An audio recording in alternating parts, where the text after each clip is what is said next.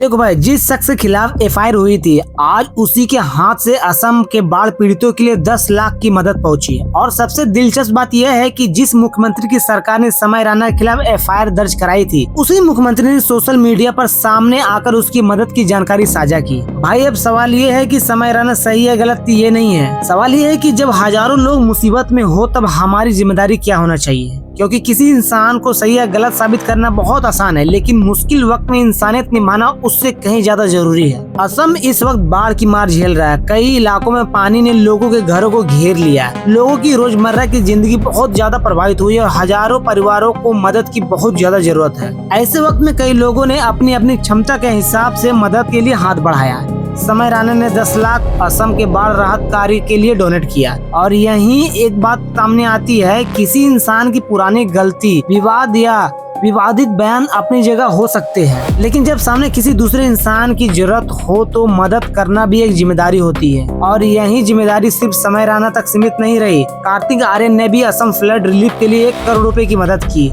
नीता अंबानी की तरफ से 21 करोड़ और गौतम अडानी की तरफ से 11 करोड़ की मदद गई। यानी कुछ लोग सीधे मुख्यमंत्री राहत कोष के जरिए मदद कर रहे हैं, लेकिन कहानियां खत्म नहीं होती है, क्योंकि कुछ लोग ऐसे भी हैं जिन्होंने सिर्फ पैसे देने तक खुद को सीमित नहीं रखा, वे सीधे जमीन तक पहुँचे। रणदीप हुड्डा, भूमि पेडनेकर जैसे लोगों ने ग्राउंड पर जाकर प्रभावित परिवारों तक दवाइयाँ और जरूरी सामान पहुँचाने में हिस्सा लिया। सलमान खान की तरफ से भी असम में राहत अभियान चलाया गया। और फिर आता है सोशल मीडिया और डिजिटल क्रिएटर का वो हिस्सा जिसे अक्सर हम सिर्फ मनोरंजन से जोड़कर ही देखते हैं, लेकिन बाढ़ के वक्त कुछ क्रिएटर ने दिखाया कि उसके पास सिर्फ ऑडियंस नहीं, एक इन्फ्लुएंस भी है, क्योंकि उन लोगों ने भी बढ़ चढ़कर दान दिया है। और फिजिक्स वाला के फाउंडर अलक पांडे भी खुद ग्राउंड पर पहुंचे और लोगों को राशन बांटते नजर आए। अब जरा इस पूरी कहानी को देखिए। एक तरफ अभिनेता, दूसरी तरफ बिजनेसमैन और तीसरी तरफ यूट्यूबर इन्फ्लुएंसर है, और चौथी तरफ ऐसे लोग हैं जो खुद जमीन पर उतरकर लोगों की मदद कर रहे हैं। इन सबकी पहचान अलग है, इनका काम अलग है,